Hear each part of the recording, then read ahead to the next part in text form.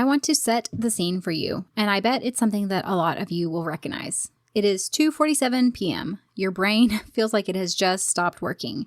You've read the same email 3 times. You've walked into the kitchen and forgot why you went there in the first place. You're tired in that very specific way where you're not really sleepy and you're not wanting to lie down. Your brain is just offline, like the screen of your laptop has been dimmed and you can't find the brightness setting to make it bright again. And that's when you reach for the coffee, because what else are you supposed to do at 2:47 with kids to take care of and dinner that is not going to make itself? I have had so many afternoons that look exactly like that. And here's the part most of us were never told. Sometimes that additional cup of coffee in the afternoon isn't solving that afternoon crash. It's actually the reason you're having one. Welcome to Chronic Illness Moms. If you're more than just a tired mom, I'm talking trying to make it through the day without crashing by noon while raising neurodivergent kids, you're not alone. I'm Ashley, a wife, mom, and certified health coach. I have lived with autoimmune disease and flare-ups that made everyday life feel harder than it should. After years of pushing through and burning out, I learned how much stress, poor sleep, and nervous system overload were driving my symptoms. Everything changed when I started building small, realistic habits that actually supported my body instead of fighting it. In this podcast, you'll learn simple habits that help you to feel better. So pop in your earbuds and take a break from the chaos. It's you time. Have you ever noticed that afternoons can be the hardest part of your day? The morning was okay, the kids were fed, the house was being held together. I have noticed that. I'll have those times where I'm really active in the morning. I feel like I have momentum, but usually by like 2 or 3, my brain would feel like it was completely done. Like that mental energy had just simply left the building. I'd reach for that second cup of coffee, not because I really wanted coffee, but because I wanted my brain to come back online so I could get everything done that I needed to get done.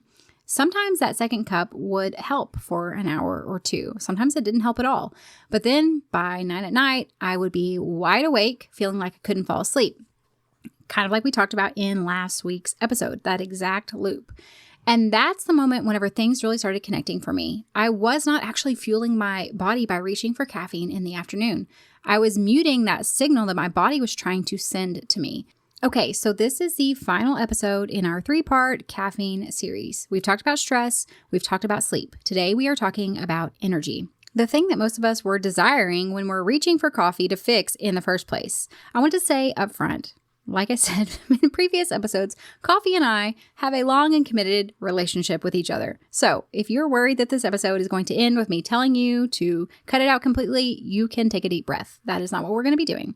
We are going to be talking about why caffeine doesn't actually create energy the way that it feels like it does, why that afternoon crash you have is not random, and then one specific thing you can try this week that does not involve giving up your morning caffeine. Here is the part that surprised me the most whenever I first learned it. Caffeine does not actually create energy. What it does is it blocks a chemical in your brain called adenosine, the chemical that your body uses to tell your brain that you're tired. So caffeine does not refill your tank. It does not magically make you have energy. It mutes that warning light that is letting your body know you're tired.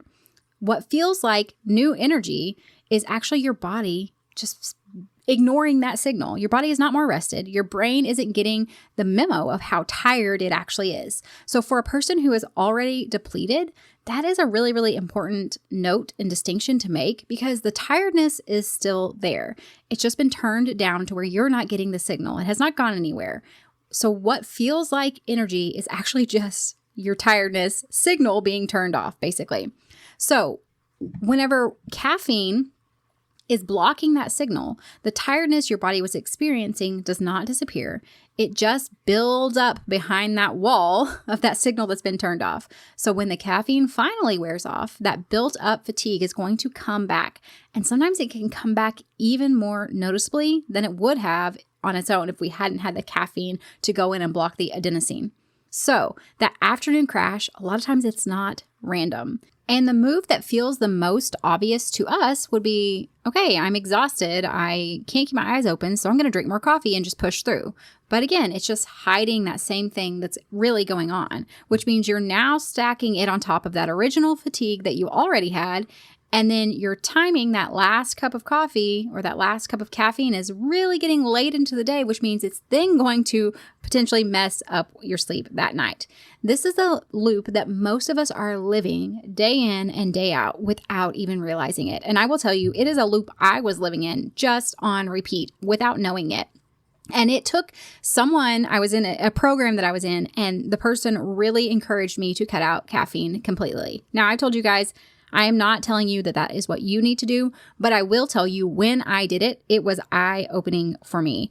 And I was shocked at what an impact caffeine was having on everything: sleep, my mood, the level of stress and anxiety that I was feeling, and all of those things.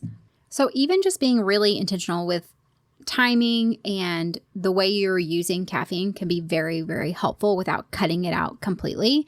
But the one thing to keep in mind is that caffeine is just really borrowing energy from later. That afternoon crash a lot of times can be because we get into this cycle and this loop of using caffeine to numb out the tiredness that we're feeling, which then causes us to not be able to sleep as well at night. And then we're more tired and the cycle repeats. So one thing I want you to focus on is the next time that afternoon crash is hitting this week, 2:30, 3, whatever it is, when that wall of just fatigue hits you, before you reach for more caffeine, there are a couple of things that you could try. You could try moving your body for 5 minutes. It could be just very gentle walking. You could do it inside your house. You could try stepping outside for 5 minutes and getting a little bit of sunlight.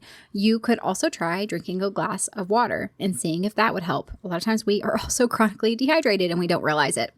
So those are a couple of things that you could do instead. You don't have to be super productive if you don't want. If you want to step outside and you want to go sit on your back porch, that's fine. Maybe you want to walk to the mailbox. Maybe your mailbox is a long ways away and you want to take a little walk to your mailbox to check the mail. Whatever it is, giving yourself that input, whether it's movement, daylight, hydration, those are going to give your nervous system a real reset. It's going to signal that alertness without borrowing energy from later. It's also going to support your body's natural rhythms for sleep, for being able to really function as we want.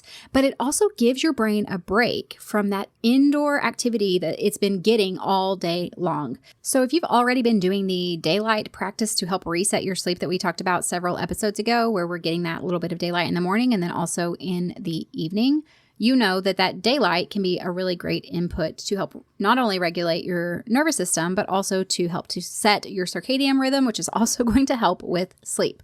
So if you've already been doing that, then congratulations. You've been training for this as well.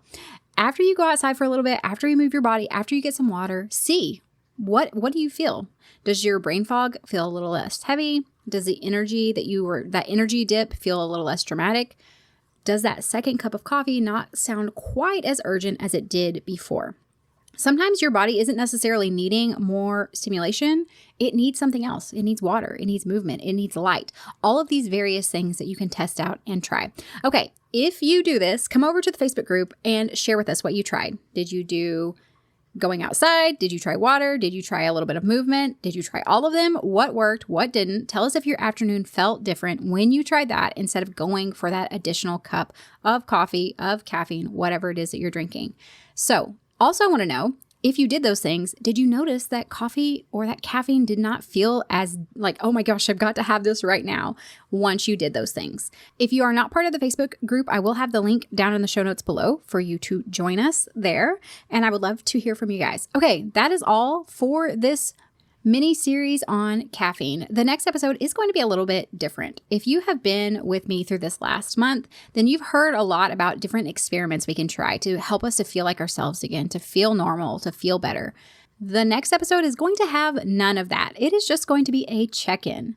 Listen, if you have started feeling like wellness is just becoming this never-ending homework assignment and to-do list that you did not sign up for, then I want you to tune into the next episode because it is going to feel like a breath of fresh air for you guys. All right, guys, that is all I have for this episode. I hope you have a wonderful week, and I'll see you back next time.